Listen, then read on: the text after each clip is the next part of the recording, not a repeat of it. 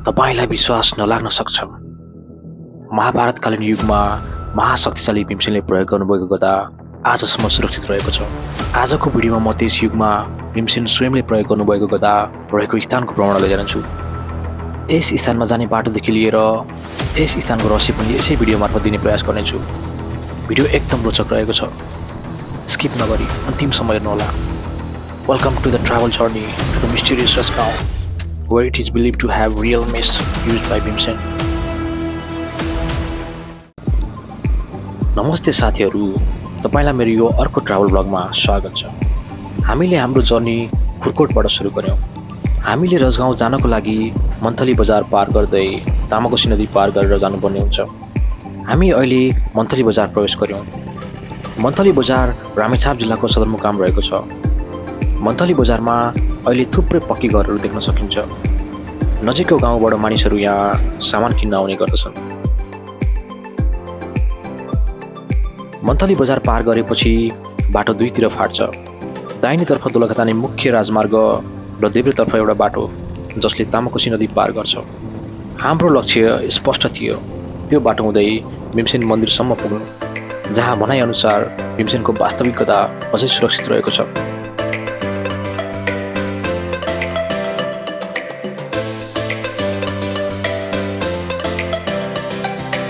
सडक बाटो आधाभन्दा बढी पक्की थियो, तर घुमाउरो र फेरि तामाकोशीतर्फ फर्किँदै थियो।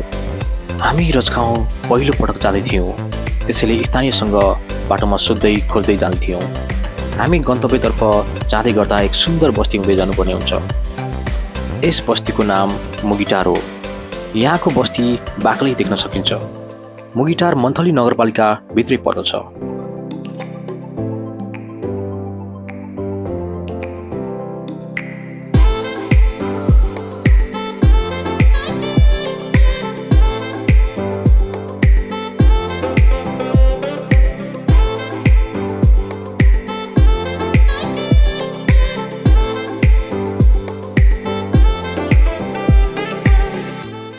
मुगिटार पार गरेपछि देब्रेतर्फ एउटा पक्की पुल रहेको छ, जुन पुल तरेपछि हामी अर्को नयाँ बाटोमा पुग्छौँ।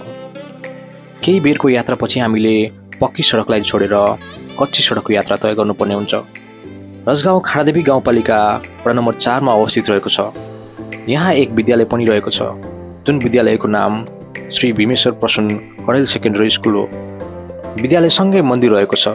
प्राकृतिक सुन्दरताले भरिपूर्ण रमणीय र शान्त वातावरणमा हामी स्थानीयसँग सोध्दै खोज्दै मन्दिरको ढोकासम्म पुग्यौँ। भीमसेन मन्दिर स्कुलमा थियो।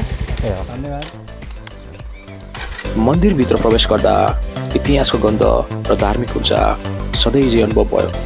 यहाँ विश्वमा बिरलै देखिने महाभारतकालीन प्रमाणहरूमध्ये एक भीमसेनले प्रयोग गर्नुभएको दुई गदा आजसम्म पनि सुरक्षित राखिएको छ।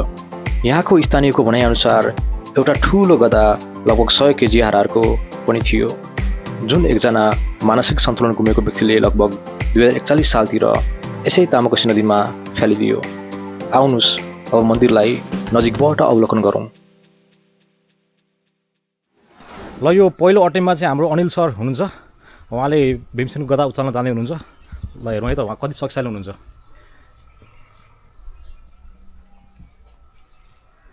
ल यहाँ चाहिँ ठुलो गदा रहेको छ यहीँ, र अर्को एउटा सानो गदा पनि रहेको छ। यो ठुलोलाई चाहिँ अगाडि पारेर बोक्नु पऱ्यो र यसलाई काखीमा च्याप्नु पऱ्यो है त।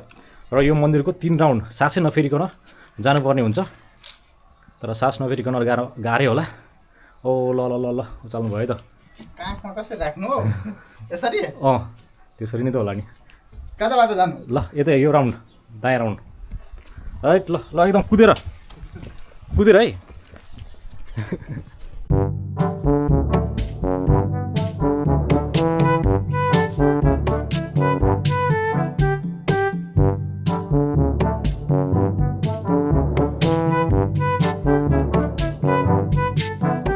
तेस्रो राउन्ड सक्यो। ल ल ल भीमसेनको जस्तो शक्ति उहाँले अब प्राप्त गर्नुहुनेछ। ल है त अब नेक्स्ट राउन्ड मेरो रहेको छ है त। जय भीमसेन शक्ति।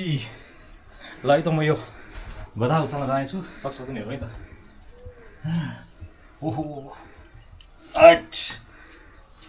यो त गरमको छ हो र यसलाई काखीमा च्यापेर ओ ल ल ल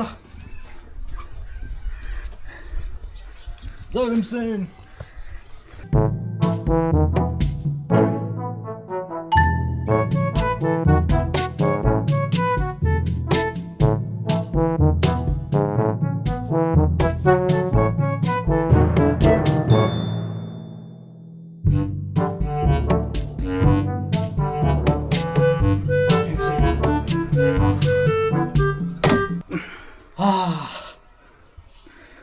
निकै गरमको छ है यो देख्दा जस्तो हल्का छ यो फलामको पुरै काठको होइन शक्ति देऊ भीमसेन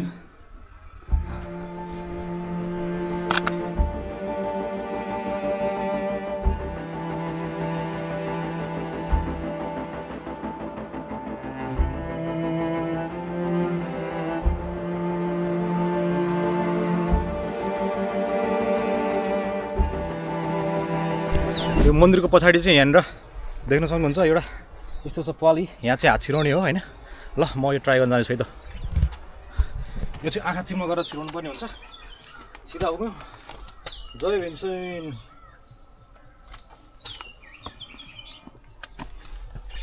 ओ ल हामी सबै कल्याण गर्नु भीमसेन ल हाम्रो अनिल सरले पनि ट्राई गर्न जाने हुन्छ है त आँखा चिम्लो गरेर ल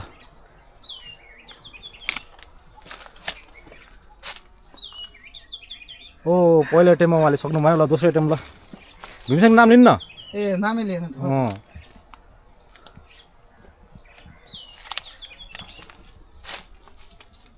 हो ल नाम लेसी है भीमसेन भगवान्को नाम लेसी चाहिँ ल उहाँ सफल हुनुभयो त भयो त्यो दिन हामीले केवल एउटा यात्रा मात्र गरेनौँ इतिहास पौराणिक कथा धार्मिक आस्था र प्रकृतिको अद्भुत सङ्गमलाई नजिकबाट महसुस गऱ्यौँ भीमसेनको गदाको रहस्य अनि तामकोसीको किनार यी सबै सम्झनाहरू जीवनभर हाम्रो मनमा रहिरहने अनुभव बने यात्रा भनेको केवल गन्तव्यसम्म मात्र पुग्नु होइन कहिलेकाहीँ यात्राले आफ्नै मनभित्रको संसार भेटाइदिन्छ हजुरहरूलाई यो भिडियो कस्तो लाग्यो र यस कथाको रहस्य सत्य लाग्यो कि लागेन कमेन्ट गर्न नभुल्नुहोला यदि मेरो च्यानलमा नयाँ हुनुहुन्छ भने सब्सक्राइब गरेर बेल आइकनलाई इनेबल गर्नुहोला See you all soon in another adventure travel journey. Until then, take care. Bye bye.